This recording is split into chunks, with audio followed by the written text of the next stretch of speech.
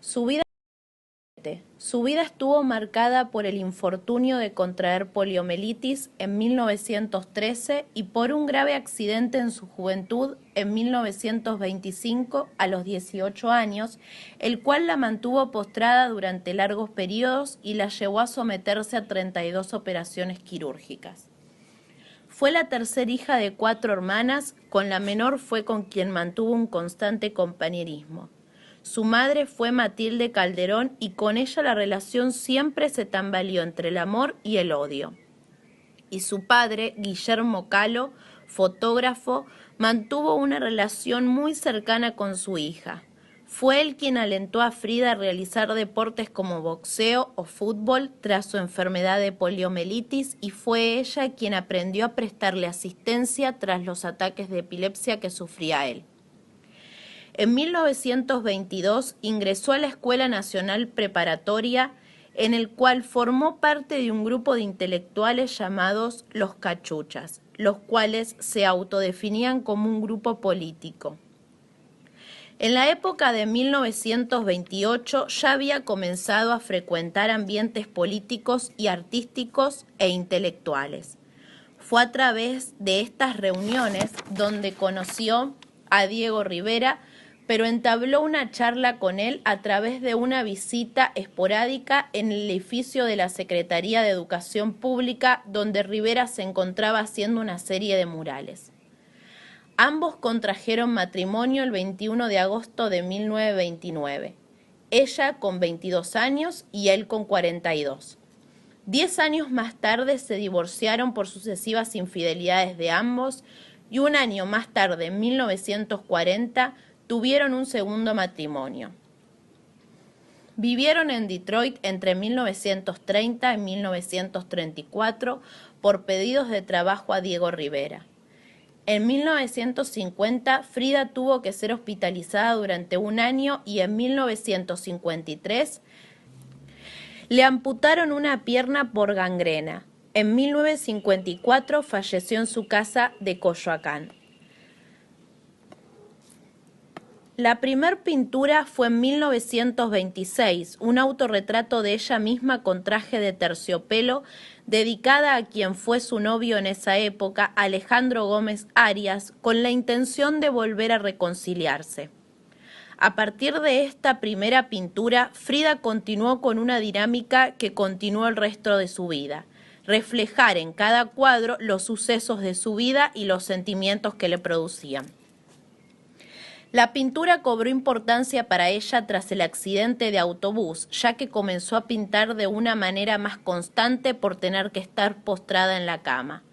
Un amigo de su padre, poco antes del accidente, detectó en ella un dote especial para la pintura.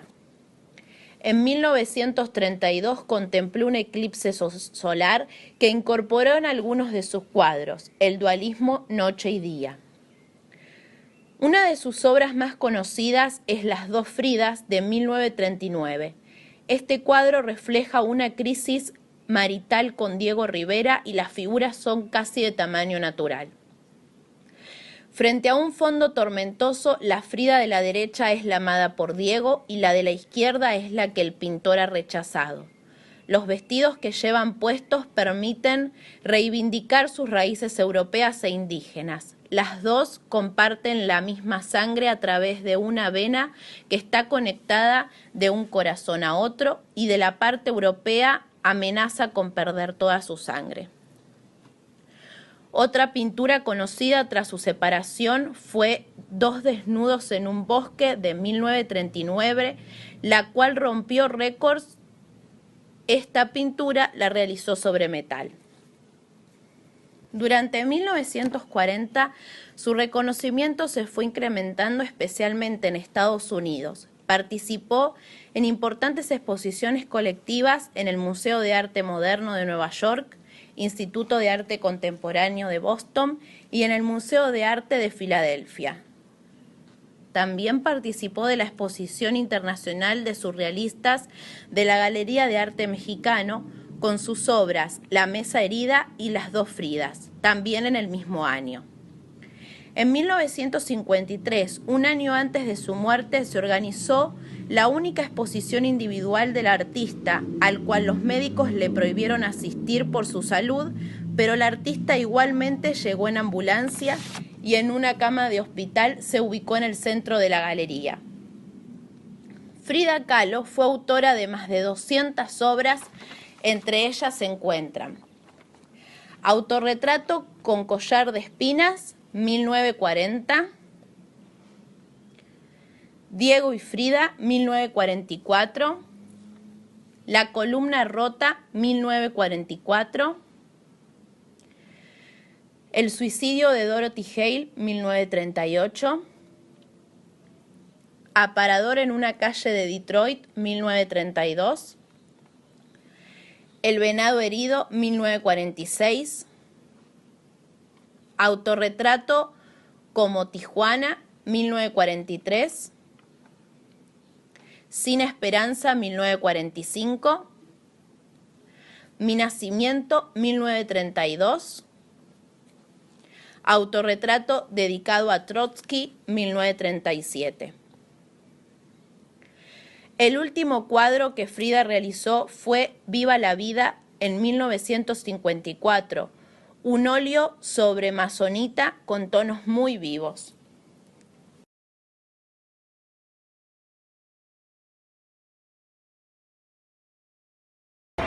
¿Qué piensas sobre la autora Frida Kahlo?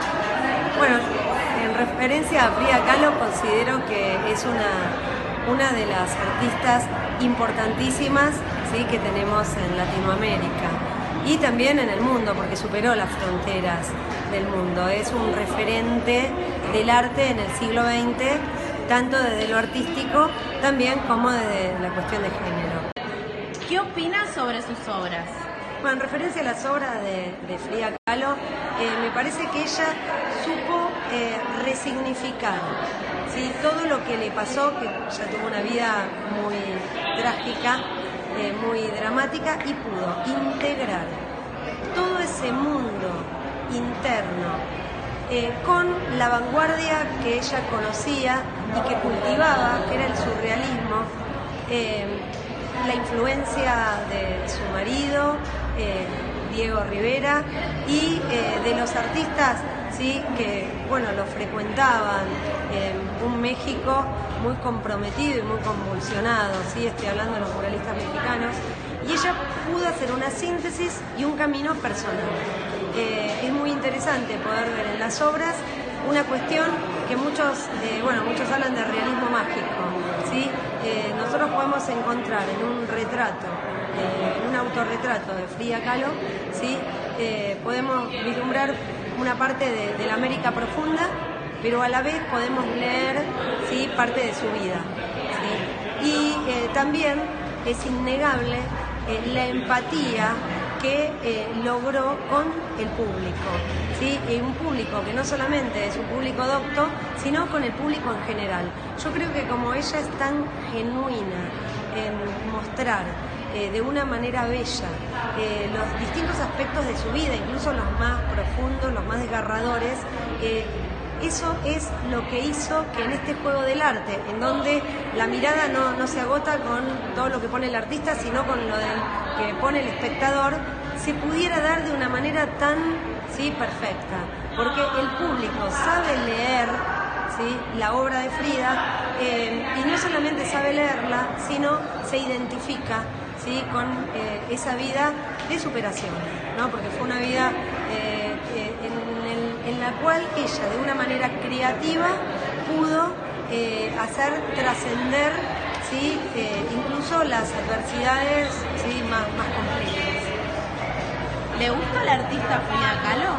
Y sí, en este sentido creo que en función de lo dicho se nota que sí, pienso, como decía hace un ratito, que es un referente importantísimo, y en lo personal uno puede reconocer el valor del artista y no tener el corazón puesto en él, ¿no? Uno puede valorar muchas obras de arte por el contexto en el cual fueron gestadas, pero de repente no gustarle.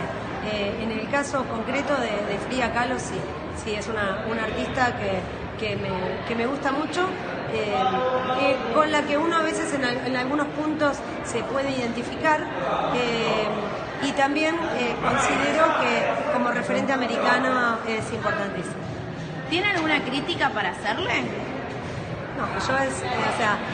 No, yo no encuentro una crítica porque primero habría que ver desde dónde uno le puede hacer una crítica. Desde el aspecto formal tiene una muy buena técnica también. Y desde lo temático, como ya dije, es totalmente auténtico. Desde el contexto espacial y temporal en el cual se desarrolla la obra es muy interesante verla en perspectiva porque uno puede leer la época, o sea, tiene todos los componentes de un artista genuino y entonces en ese aspecto es muy difícil encontrarle algún lado flaco. Buenísimo, muchas gracias. No, por favor. Frida también es conocida por sus poemas y sus cartas, la mayoría de Diego Rivera, a través de las cuales se puede reconstruir la intensa y tortuosa relación que mantuvieron. La característica principal de estas cartas es la intensidad con la que la pintora muestra sus sentimientos, en los momentos de celebración, como en los aniversarios, y en los momentos malos, como su separación. Así como se sabe de cartas a Rivera, también hacia su doctor, hacia Dolores, su amiga, entre otros.